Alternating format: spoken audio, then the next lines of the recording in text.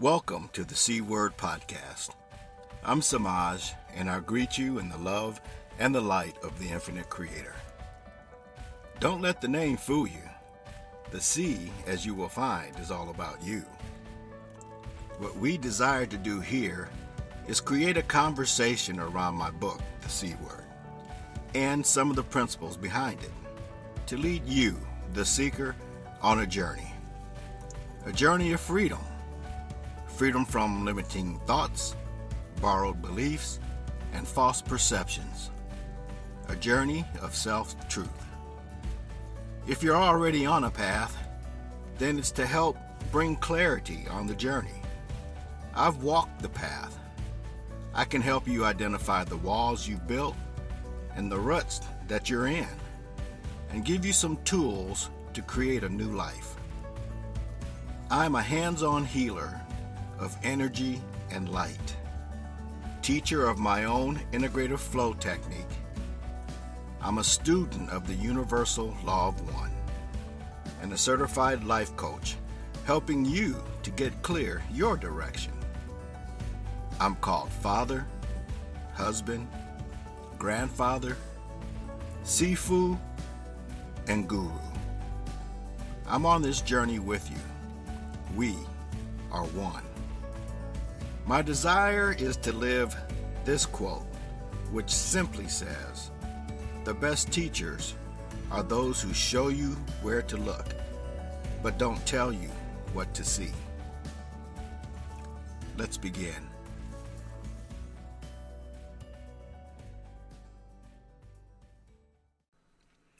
Welcome to the C Word Podcast. I'm Semaj. And today we're going to look at definitions and decisions and when they really matter.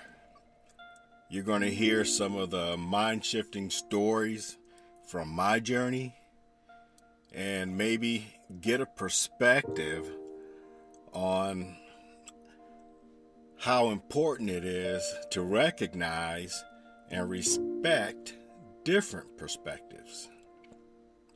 This is episode 2. I call it the absolute truth. Now, let's begin with, it's probably my number one epiphany, if you will. And it goes like this.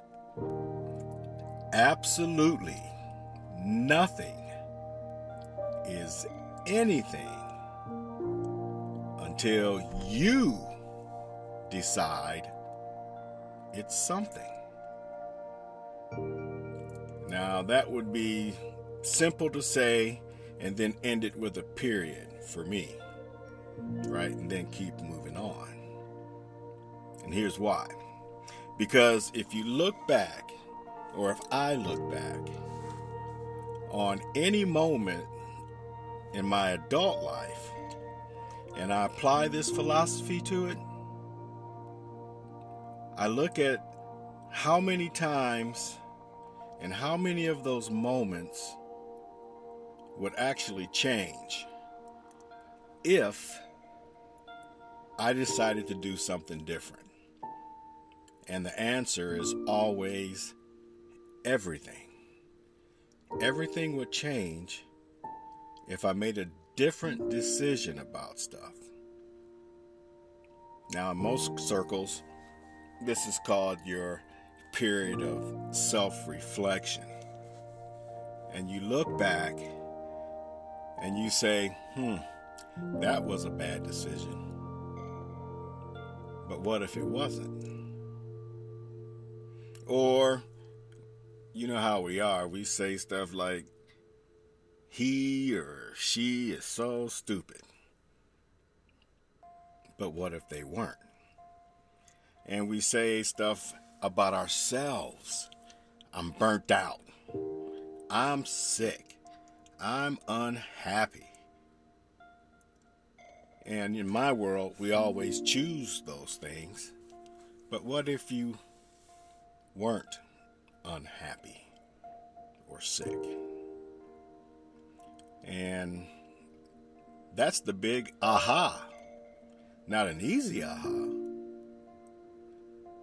But if we weren't so quick to define our situations and our experiences, and it doesn't have to be any certain way except for the way that we choose it to be. Now, that reminds me of an old TV show. And I wasn't going to tell you guys about this, but I'm old, whatever. Right? And it was Hee Haw. And on this particular episode, there were two guys. I think one was Roy Clark or somebody like that, right? From Hee Haw. But they were in the barber shop. And the one guy starts off, and this is all about deciding how things are, right? The one guy starts off and he goes, well, my uncle died. And the guy in the chair goes, well, that's bad. And the guy goes, no, that wasn't so bad. And he says, why? He says, because when he died, he left me $50,000. And he goes, oh, that's good. He goes, no, that's bad. Why is that bad? He said, because when the IRS found out I had $50,000, they took $25,000. Oh, that's bad. No, that's good. Why? Well, because I took that $25,000 and I bought myself an airplane. Well, that's good. No, it's not. That's bad. Why? But anyway, you can figure out that it goes on and on. And the only thing that changes is one person's perspective on what just happened. And, it hit me that we take an instant to define something. But then we spend the rest of our lives trying to live it out the way we defined it. And it comes down to we can change our mind. We can do whatever we feel, especially when we know something is good and something is right. And we do things just because that's the way we were told. That's what we were told it was supposed to be.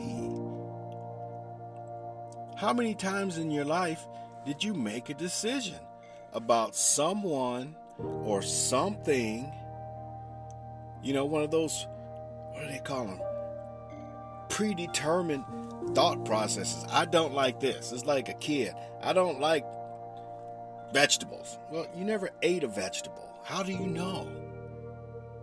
And it's just something that we were told. And that reminds me of this story. And it's in the book. And it's called The 5 Monkeys. And it's awesome. Have you heard it? Okay, I'll tell you about it. In this social experiment, there's 5 random monkeys in an enclosed room with a 6-foot ladder and a bunch of bananas hanging above the ladder.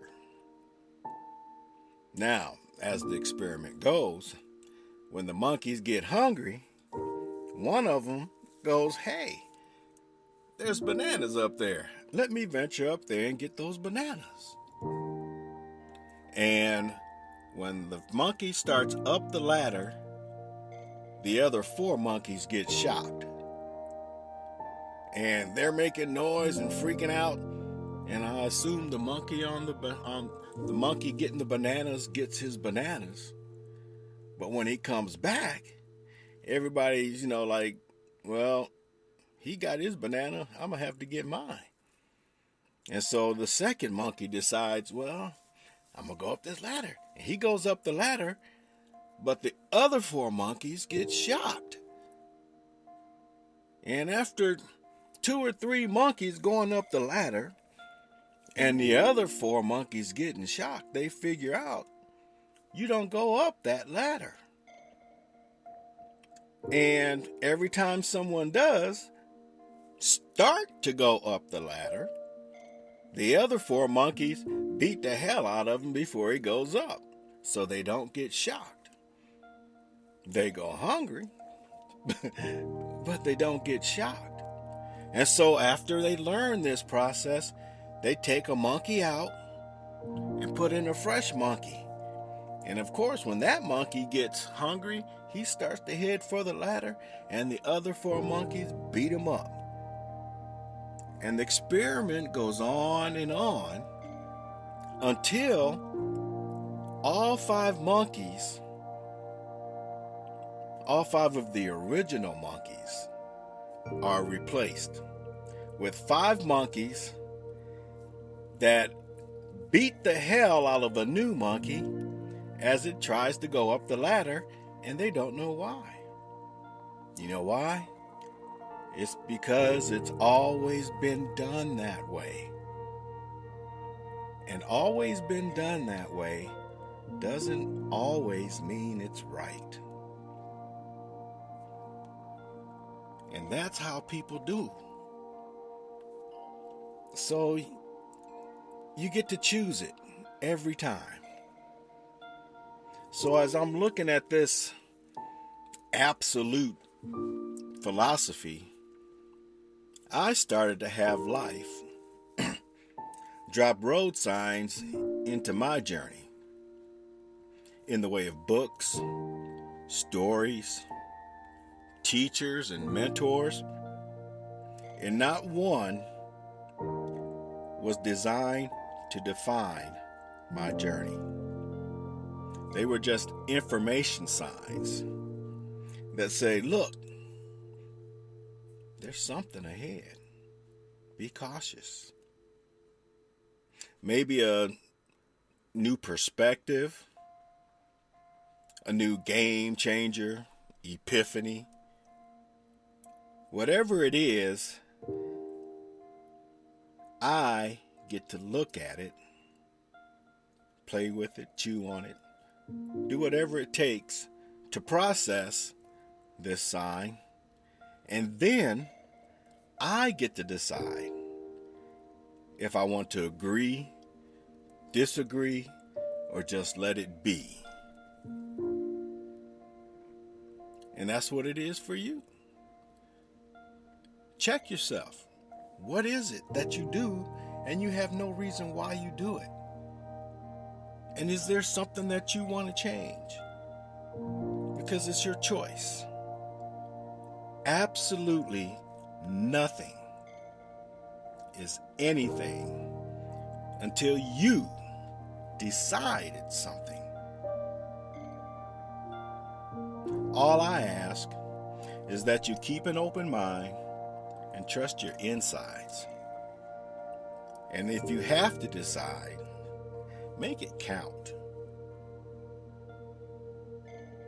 Till next time, this is Semaj, and I leave you in the love and the light of the infinite Creator.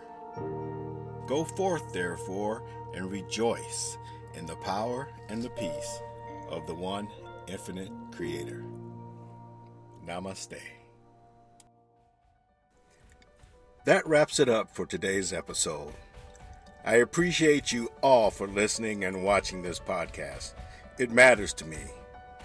If you'd like to go deeper on any topic, we have additional resources linked in the show notes.